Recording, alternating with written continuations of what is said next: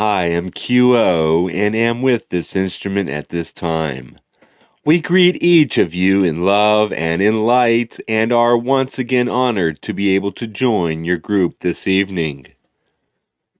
Tonight, you ask a question which each conscious seeker of truth must consider seriously in the life path of its own incarnation and the spiritualization of one's consciousness.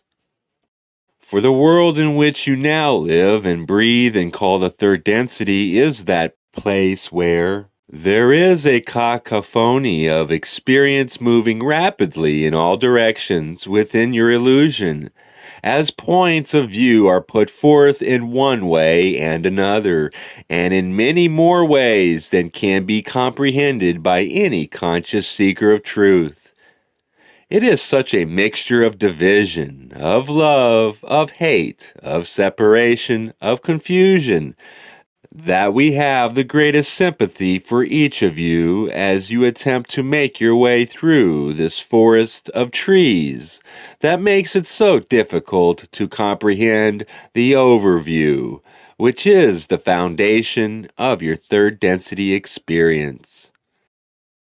As conscious seekers of truth, you look upon this world with a desire and even, as you say, a seeming responsibility to make sense of it in order to create a world in which your fellow seekers of truth, your other selves, which are all around the globe, may feel at home, may be able to perceive unity, may be able to be of service to each other, may see the Creator in all.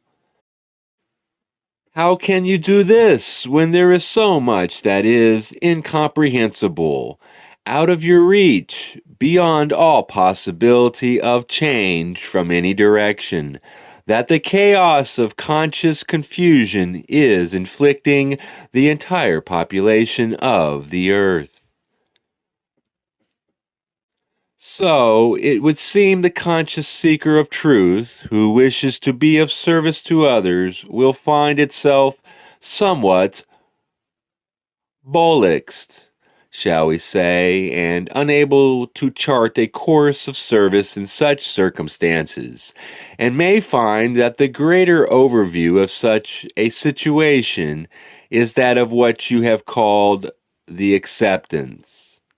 The ability to transform your own perceptions of what you see in the world around you, and indeed, in many cases, in the world within you.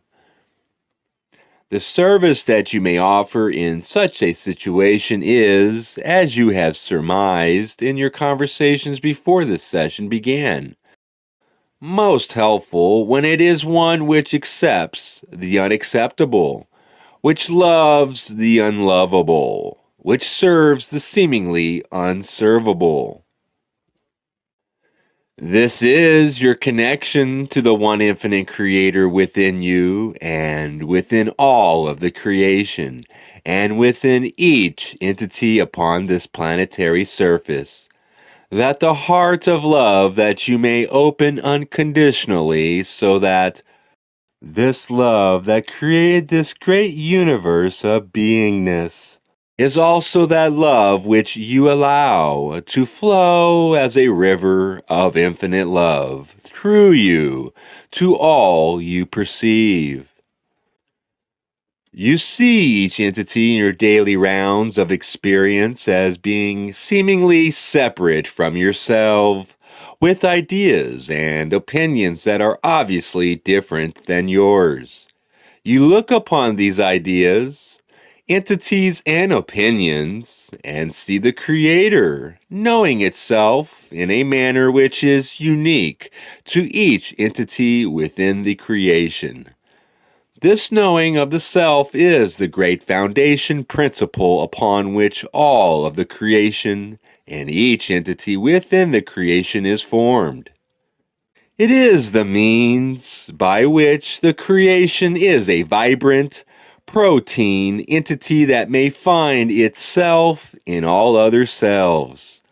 This is the great journey of seeking, to seek within the love of the one that is in all. This is your challenge. This is your joy. This is your journey.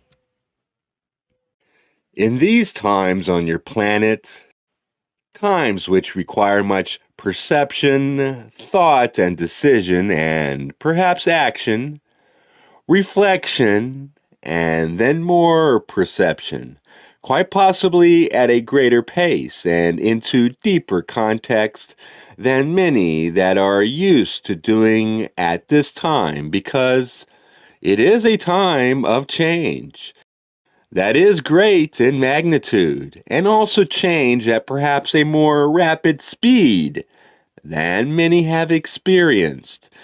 So we will speak to the ideas of surrender and responsibility, for they seem to form a kind of continuum between them, with surrender having a connotation of passivity, acceptance, flowing with outer change, while responsibility at the other end of the continuum, from the state of surrender, could have the connotation of decision and action carrying forth and forward into time, newness of being, newness of understanding, newness of foundation of life. And we wish to point out that there are points between these concepts upon the continuum that have validity as well. For there is the timing of these states of being. There is a timing to action, a timing to remaining passive, for example, when it is right to do each of these. Producing the highest and best result, to remain still, for example, in a state of surrender, letting events flow and perhaps knowing from within that the time to act, the time to take responsibility to help change happen in a productive or positive way is not yet, but may come later.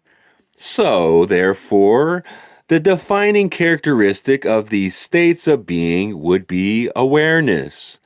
Awareness of what is right for the moment of time in which one would surrender can also simply mean not resisting. It can also mean an active decision to flow with energy or events with change. It can seem to be a state of inaction, but it also can be a state of decision to flow, which is an action in itself. Likewise, responsibility can be seen as action taking on one's shoulders the need to do something in order to produce an expected result. Responsibility can come in another form, perhaps seeing more passively as simply holding space.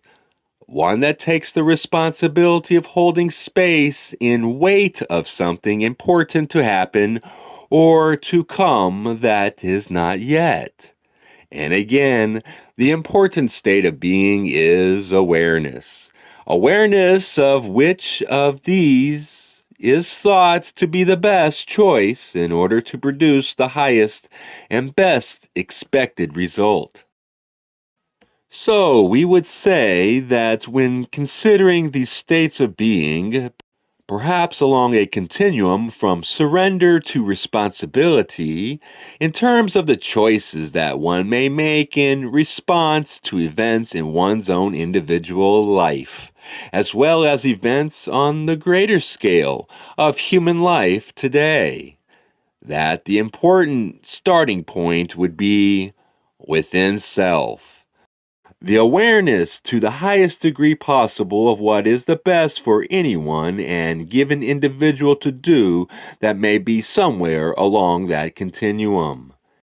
And when perceived in this way, there is no right or wrong answer, as to which is best, surrender or responsibility, or somewhere in between, or in any of the connotations previously mentioned. It is the awareness of what is right for each individual or set of individuals at a given moment in time, and according to their perception or to his or her perception of surrender or responsibility. The meaning of those, as it's specifically applied to the situation, one can only know this from within oneself. But then, if that awareness is attained from within, the steps, the perceptions, the decisions will always be the right ones for that individual. It is indeed a matter of knowing oneself. We are aware of the great difficulty of knowing oneself clearly in such times as you are experiencing upon your planet. But we see clearly the light and love of which each individual is made, the light and the love emitting from each self and other self, the great possibility of the space and this continuum filling up with the love and the light, helping to illuminate one's own perceptions, one's own decisions, one's own actions. Know that you are and you live in this state of being which is light and love at all times. Times of surrender and times of responsibility.